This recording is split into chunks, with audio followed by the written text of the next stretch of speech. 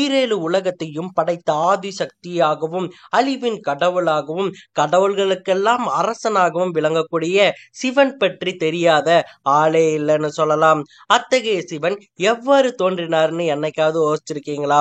அப்படி சிவன் தோன்றிய வரலாறையும் அதோட கடவுள்களின் அரசனா கருதக்கூடிய சிவன் எதற்காக தங்க ஆபரணங்கள் அணியாம புலித்தோலை ஆடையாய போர்த்தி இருக்கார் அப்படிங்கிறதுக்கான கேள்விக்கான பதிலையும், அது மட்டும் இல்லாம ஒவ்வொரு சிவன் கோயிலுக்கு போகும்போதுமே அங்க நந்தி ஆண்டவர் இருப்பாரு. நந்தி எதுக்காக சிவன் முன்னால இருக்காரு? நந்தியை கும்பிட்டாலே போதும், சிவனை கும்பிடவே தேவையில்லை, அதுவே பல அருள்களை கொடுக்கும் அப்படின்னு சொல்லிட்டு ஏன் சொல்றாங்க அப்படிங்கிற கேள்விக்கான பதிலையும் நாம் இந்த காணொலியில பார்க்க போறோம். டைம் வேஸ்ட் பண்ணாம வீடியோக்குள்ள போயிரும். வீடியோக்குள்ள போறதுக்கு முன்னாடி மறக்காம அறம் யாதனுக்கு சப்ஸ்கிரைப் பண்ணிக்கோங்க. அண்ட் உங்களுக்கு பிடிச்ச கடவுளுடைய பெயரை மறக்காம நம்ம கமெண்ட் பாக்ஸ்ல சொல்லிட்டு போயிருங்க. முற்காலத்துல எதுவுமே இல்லாத பிரபஞ்சத்துல முதல் முறையா பிரம்மாவும் விஷ்ணுவும் தோன்றாங்க. பிரம்மாக்கு அப்போ 5 தலைகள் இருந்துச்சு. முக்காலத்தையும் உணர்ந்து தோன்றிய இருவருக்குமே யாரு முதலில் தோன்றினாங்க, யார் இருவரிலுமே சக்தி வாய்ந்தவங்க அப்படின்னு சொல்லிட்டு தெரியல. அதனாலேயே 2 பேரும் சண்டை போட தொடங்குறாங்க. நான் தான் ஆதிசக்தி, எனக்கு தான் சக்திகள் அதிகம் அப்படின்னு சொல்லிட்டு 2 பேருமே வாக்குவாதம் பண்ணி சண்டை போட தொடங்குறாங்க. ஒரு கட்டத்துல இவங்களுடைய சண்டையானது மிகப்பெரிய அளவுல போகுது. இப்படி 2 பேரும் சண்டை போட்டுட்டு இருந்த சமயத்துல அவங்களுக்கு நடுவுல ஒரு ஒளி பிளம்பானது தோன்றுது. அந்த ஒளி பிளம்பு எங்கிருந்து வருது அப்படின்னு சொல்லிட்டு மேல பாக்குறாங்க. அதனுடைய முதலானது என்னன்னு சொல்லிட்டு தெரியவே இல்லை. சரி, அது எங்க போய் முடியுது அப்படின்னு சொல்லிட்டு அதை முடிவை தேடி கீழே பாக்குறாங்க. கீழையும் அது எங்க போய் முடியுதுன்னு சொல்லி தெரியவே இல்லை. அப்ப பிரம்மாவும் விஷ்ணுவும் பேசி இந்த ஒளிப்பிளம்பின் அடியோ முடியவோ யாரு முதல்ல கண்டுபிடிக்கிறாங்களோ அவங்களே சிறந்தவர் அப்படின்னு சொல்லிட்டு ஒரு பந்தயத்துக்கு வராங்க. அதன்படி அந்த ஒளிப்பிளம்பின் அடியை தேடி விஷ்ணு வராக அவதாரத்துல கிளம்பி போறாரு. பிரம்மா அந்த ஒளிப்பிளம்பின் முடியை தேடி அன்னப்பறவை வாயிலாக கிளம்பி போறாரு. 2 பேருமே பல ஆயிரம் ஆண்டுகள் அதனுடைய அடியையும் முடியையும் தேடி பார்த்தாங்க. ஆனா கிடைக்கவே இல்லை. ஒரு கட்டத்துல அதனுடைய அடியை தேடி போன விஷ்ணு அவர்கள் ரொம்பவே சோர்ந்து போயிட்டாங்க. அதனால கடவுள் விஷ்ணு நம்ம ஆரம்பிச்ச இடத்துக்கே திரும்ப போயிடுவோம், இனிமே முடியாதுன்னு சொல்லிட்டு மேல வந்துடுறாரு. அப்ப மேல போயிட்டு இருந்த பிரம்மாவும் தன்னால அந்த ஒளிப்பிளம்பின் முடியை கண்டுபிடிக்க வழியே இல்லை அப்படின்னு சொல்லிட்டு கீழே போக எத்தனைச்சாரு. அப்ப திடீர்னு அவருடைய கைகள்ல ஒரு தாளம்பூவானது வந்து விழுகுது. அப்ப அந்த தாளம்பூ கிட்ட இந்த ஒளிப்பிளம்பின் முடிக்கு இன்னும் எவ்வளவு தூரம் போகணும் அப்படின்னு சொல்லிட்டு கேட்கறாரு. அதுக்கு அந்த தாளம்பூ, நானே பல ஆயிரம் ஆண்டுகளா கீழே வந்து விழுந்துட்டு இருக்கேன், நீங்க எவ்வளவு தூரம் போனாலுமே அந்த ஒளிப்பிளம்பின் முடிய கண்டுபிடிக்கவே முடியாது அப்படின்னு சொல்லிட்டு சொல்லுது. அப்ப பிரம்மாவுக்கு அதிர்ச்சி ஆயிருச்சு. இருந்தாலுமே பந்தயத்துல ஜெயிக்கணும், அந்த பந்தயத்துல ஜெயிக்கணும் அப்படின்னு சொன்னா ஒரு சூழ்ச்சி பண்ணி தான் ஆகணும் அப்படின்னு சொல்லி முடிவு பண்ணி அவர் என்ன பண்றாருன்னா, அந்த தாளம்பூ கிட்ட நான் உனக்கு ஒரு சில வரங்கள் கொடுக்கறேன், அதுக்கு நீ எனக்கு ஒரு உதவி பண்ணணும், அந்த உதவியின்படி விஷ்ணு கிட்ட நான் இந்த ஒளிப்பிளம்பின் முடிய கண்டுபிடிச்சிட்டேன்னு வந்து பொய் சொல்லணும் அப்படின்னு சொல்லிட்டு சொல்ல, பிரம்மாவே கேட்டுட்டாரு, நாம சொல்லிடுவோம் அப்படின்னு சொல்லிட்டு தாளம்பூவும் முடிவு பண்ணி பிரம்மா கூட வருது. அப்ப பிரம்மா, நான் அதனுடைய முடிய கண்டுபிடிச்சிட்டேன், அதுக்கு இதுவே சாட்சி அப்படின்னு சொல்லிட்டு தாளம்பூனிட்ட விஷ்ணு அந்த ஒளிப்பிளம்பை பார்த்து, என்னுடைய ஆணவத்தை அடக்கிட்டீங்க, அப்ப பிரம்மா நான் தான் பெரியவன் ஒத்துக்கிறியா அப்படின்னு சொல்லிட்டு ஆணவமா கேட்க, அப்ப திடீர்னு அந்த ஒளிப்பிளம்பானது உருமாறுது. என்னடா இது அப்படின்னு சொல்லிட்டு 2 பேரும் பார்க்கும்போது அந்த ஒளிப்பிளம்பிலிருந்து சிவன் தோன்றாரு. அதுவும் கால பைரவர் உருவத்துல தோன்றி பிரம்மாவை நோக்கி, என்கிட்டயே பொய் சொல்றியா, பொய் சொல்லி விஷ்ணுவை ஏமாத்துறியா அப்படின்னு சொல்லி அவருடைய 5 தலைகள்ல ஒரு தலையை பிடுங்குறாரு. இதனாலதான் இப்ப பிரம்மாவுக்கு நாம 4 தலைகள் இருக்கிற மாதிரி பாக்குறோம். அப்ப 2 பேர்கிட்டயுமே நான் தான் முதலானவன், என்னிலிருந்து விஷ்ணு தோன்றினாரு, விஷ்ணுவின் நாபி கமலத்தில் உருவான ஒரு தாமரையிலிருந்து தான் பிரம்மா தோன்றினாரு அப்படின்னு சொல்லிட்டு உருவாக்கம் குறித்து 2 பேருக்கிட்டையும் பிரபஞ்சத்துக்கிட்டையும் சொல்றாரு. நான் எப்படி உருவான அப்படின்னு சொல்லும் போது அவர் என்ன சொல்றாருன்னா, என்னை உருவாக்க எந்த சக்தியாலும் முடியாது, நான் சுயம்புவாக உருவானேன், எல்லா இடத்திலையும் நான் சுயம்புவாக மட்டுமே உருவாவேன் அப்படின்னு சொல்லிட்டு சிவன் சொல்றாரு. இந்த கதை மூலமா சிவன் அவர்கள் சுயம்புவா தானா உருவானாரு அப்படின்னு சொல்லிட்டு நாம பொருள் கொண்டுக்கலாம். பல்வேறு சிவபுராணங்களும் இந்த கதையை தான் சிவனின் தோற்றம் குறித்த கதையா சொல்றாங்க. இப்போ உங்களுக்கு ஓரளவுக்கு தெளிவு கிடைச்சிருக்கும் எப்படி சிவன் அவர்கள் தோன்றினாங்கன்னு சொல்லிட்டு. அதே சமயம் முதலாக தோன்றிய சிவன் எதற்காக புலித்தோலை ஆடையை பொருத்திருக்காரு அப்படின்னு சொல்லிட்டு சந்தேகம் உங்களுக்கு வருது இல்லையா? அதற்கான பதில் என்னன்னு கேட்டீங்கன்னா, சில கதைகளின்படி ஒரு நாள் ஒரு காட்டுல பஞ்சம் அதிகமா நிலவிட்டு இருந்துச்சு. அந்த காட்டுக்குள்ள ஒரு மான் கூட சிவன் விளையாடிட்டு இருந்திருக்காரு. அப்படி விளையாடிட்டு இருக்கும்போது அந்த மானை ஒரு புலி வேட்டையாடி இருக்கு. வேட்டையாடினதோட நிக்காம அந்த மானை தேவையான அளவு சாப்பிட்டு மீதம் இருந்த கறியுமே எடுத்துட்டு போய் அதனுடைய குகைக்குள்ளேயே வச்சிருக்கு. அதை பார்த்த உடனே சிவன் அவர்களுக்கு கோபம் வந்துருச்சு. ஏன் அப்படின்னு கேட்டீங்கன்னா, பொதுவா ஒரு சிங்கமானது வேட்டையாடும் போது தாம் வேட்டையாடிய பிறகு தனக்கு மிச்சமாகக்கூடிய உணவுகளை அப்படியே விட்டுட்டு போயிடும். அப்படியே விட்டுட்டு போறதால மற்ற உயிரினங்களும் அந்த கறியை சாப்பிட்டுக்கும்.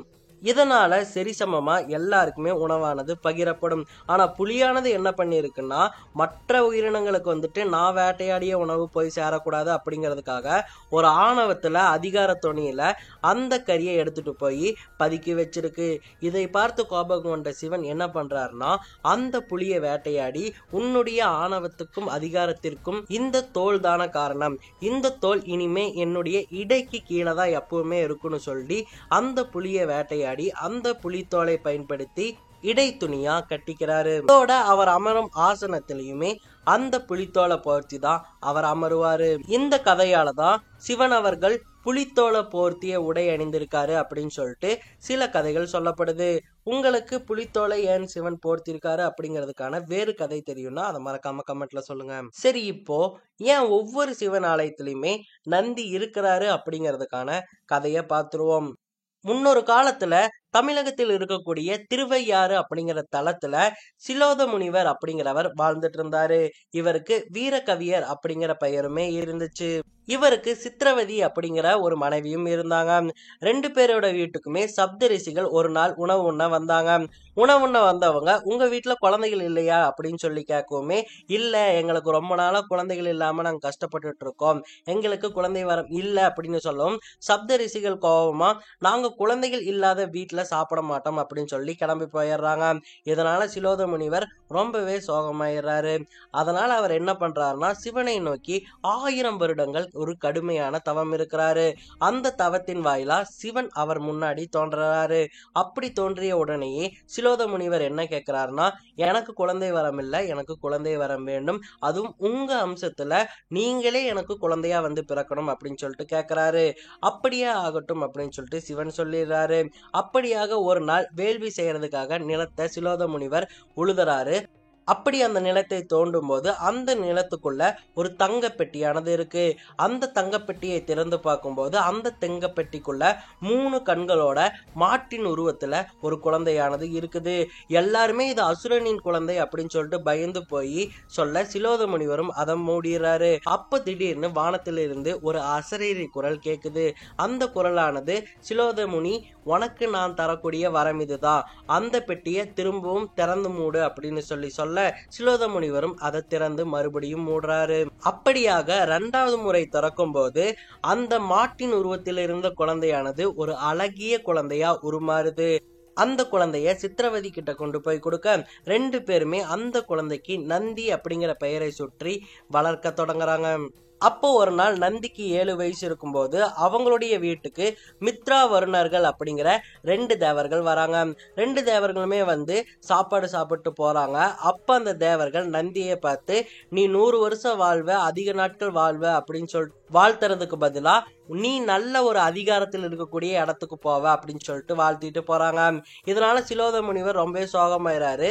அதனால அந்த முனிவர்கள் கிட்டையும் தேவர்கள் கிட்டையும் என்ன கேட்கிறாருன்னா, என் குழந்தைய நீங்க ரொம்ப நாள் வாழ்வ அப்படின்னு சொல்லிட்டு தானே வாழ்த்தணும், ஏன் ஒரு அதிகாரம் உள்ள இடத்துக்கு போவ அப்படின்னு சொல்லிட்டு வாழ்த்துனீங்க அப்படின்னு சொல்லிட்டு கேட்கும்.